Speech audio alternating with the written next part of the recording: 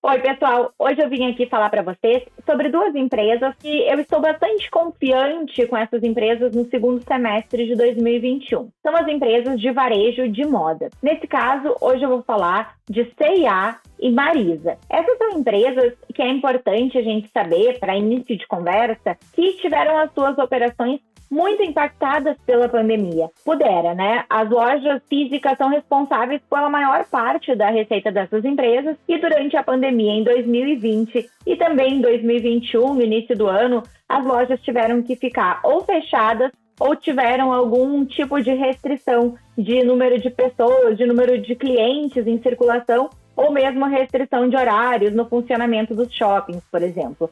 E mesmo quando essas empresas estão trabalhando sem restrições significativas, boa parte dos clientes, dos consumidores, ainda não foi vacinada e não se sente tão confortável para voltar a viver a sua vida normal, ir nas lojas, utilizar o provador, provar as roupas. Então, a gente ainda não tem uma completa normalidade na operação dessas lojas. Mas o que me faz tão confiante com essas empresas no segundo semestre? A gente tem alguns indícios que a gente pode coletar. Por exemplo, nos países onde a vacinação já está mais avançada em termos de percentual da população que foi vacinada, como é o caso de alguns países da Europa, Reino Unido, Estados Unidos, a gente vê que a demanda das pessoas por comprar produtos como vestuário que não foram tão requisitados durante a pandemia, durante a quarentena, durante o home office, ou, por exemplo, viagens que também não foram utilizadas, né, por claras restrições durante a pandemia, a demanda por esses itens que ficaram impedidos de serem utilizados está muito grande, né? Há uma demanda represada. E eu acredito que essa demanda represada vai também ter um momento de aumentar muito as vendas dessas lojas quando as lojas estiverem na normalidade, quando a população estiver confiante para voltar às lojas e vacinada. Além disso, a gente tem alguns indícios que também mostram que tem um bom apetite por demanda. O Dia das Mães é um deles. O Dia das Mães é uma das datas mais importantes em vendas para essas companhias. E as empresas relatam, assim como órgãos de varejo, que o Dia das Mães desse ano de 2020, operando com menos restrições do que o ano passado, mostrou um crescimento expressivo no número de vendas. Ou seja, o consumidor voltou para as lojas no Dia das Mães, quando pôde, e voltou com um apetite para compra. A cada compra compraram mais itens ou gastaram até mais dinheiro. Então isso nos deixa mais confiante ainda que até o final do ano, quando as pessoas estiverem mais vacinadas, né, maior população vacinada, até as datas mais importantes para essas empresas, que são o Natal em dezembro e a Black Friday em novembro, a gente vai ter uma situação muito propícia para as vendas dessas empresas. Só para contextualizar, essas empresas, não só a operação delas foi muito impactada, como as ações também caíram por conta disso. Para retomar o nível de negociação, o preço de negociação antes da pandemia, a C&A hoje teria que subir cerca de 30% e a Marisa teria que subir cerca de 60% para que o preço das ações chegasse no nível que elas negociavam antes de começar a pandemia anti-coronavírus. Ou seja, apenas para retomar o preço, a cotação que elas já negociaram na Bolsa, a C&A teria que subir cerca de 30%, e a Marisa teria que subir cerca de 60%. E aqui eu lembro que a C&A fez o seu IPO não muito tempo antes da pandemia. O IPO dela foi bastante próximo da pandemia acontecer, o que possivelmente fez com que essa empresa não tivesse atingido todo o seu potencial de valorização. Ainda haviam menos informações, menos histórico para os analistas analisarem e uma liquidez não tão grande nas suas ações. Hoje, se a gente for a comparar em termos de múltiplos, a C&A é uma empresa que tem os menores múltiplos projetados para 2022 e 2023 dentre as empresas de varejo de moda, e considerando a Marisa, a Renner e outras companhias do setor. Além disso, alguns acontecimentos mostram que esse setor está sujeito a ter algum tipo de consolidação.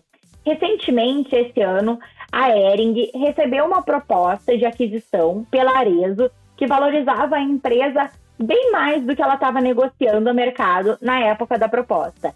mesmo com uma oferta maior do que a negociação, do que o preço de negociação da Hering naquele momento, mesmo assim, a Hering recusou. E logo na sequência, ela fechou um negócio com o Grupo Soma, que é dono de marcas bem famosas, por um preço maior ainda do que ela estava negociando. Desde antes da primeira proposta até hoje, a Hering já valorizou cerca de 100%. Se um varejista, como a Arezzo, avaliou a Hering mais do que ela negociava no mercado, e o Grupo Soma, outro varejista do mesmo setor, também avaliou que a Hering valia muito mais do que ela estava negociada no mercado, eu acho que isso é uma boa proxy do que a gente pode imaginar que está acontecendo com as outras empresas do varejo. Ou seja, eu entendo que elas também têm boa chance de estarem negociando a preços depreciados do que elas estariam num cenário de normalidade, onde as pessoas estivessem vivendo a vida normal e comprando, indo aos shoppings, às lojas. Então, isso também me deixa, de certa maneira, confortável, porque eu sei que outros players do setor avaliaram pares setoriais de forma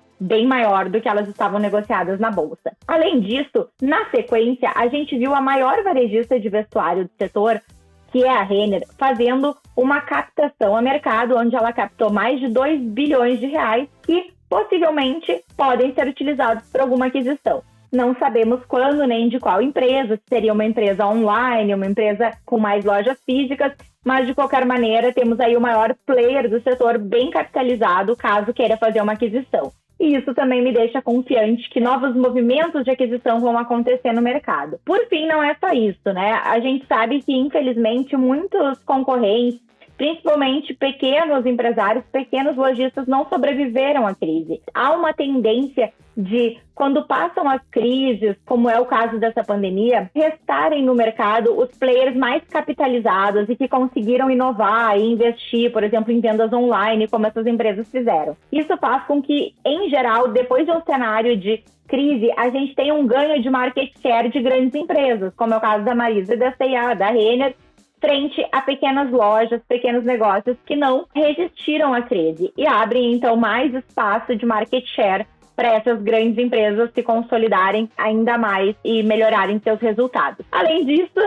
a gente teve, durante a pandemia, um grande investimento dessas empresas no canal online, na logística e na análise de dados, para que elas conseguissem, de certa maneira, compensar as vendas que perderam com as lojas fechadas, vendendo no ambiente online, melhorando a logística, melhorando o atendimento, melhorando a devolução das peças e outras formas de venda. Por WhatsApp, Click and Collect, N maneiras de se vender que essas empresas desenvolveram ao longo da pandemia. Então, a gente pode dizer que, numa situação de normalidade, essas empresas elas têm hoje mais uma via, mais uma avenida para crescer os seus negócios, que é a avenida dos negócios online, que era muito pequeno para algumas delas e que hoje já está crescendo a passos largos. E, para complementar, por mais que o negócio online tenha crescido, o varejo de vestuário ele tem peculiaridades que fazem a loja física ser muito importante. Pesquisas mostram que os clientes gostam de ir à loja, acham importante provar os produtos para ver como fica no corpo, Usam os provadores, as lojas têm provadores, gostam de sentir o tecido, saber a qualidade do tecido, o caimento da peça. Então, existem algumas peculiaridades no varejo de vestuário que não torna tão fácil assim comoditizar o produto e ser facilmente substituído por players online. Então eu acho que sim, o parque de lojas aí vai fazer uma grande diferença no futuro quando a gente voltar a viver aí numa normalidade, pós-pandemia. Por esses motivos, são vários, eu acredito que tem uma boa chance das ações convergirem pelo menos para mais próximo do que elas já negociaram, e isso implicaria numa provável alta do preço das ações, na minha opinião. Mas vocês podem me contar aqui nos comentários o que vocês acham, se vocês concordam, discordam dessa ideia e o que mais vocês querem ouvir por aqui. Um grande abraço e até mais!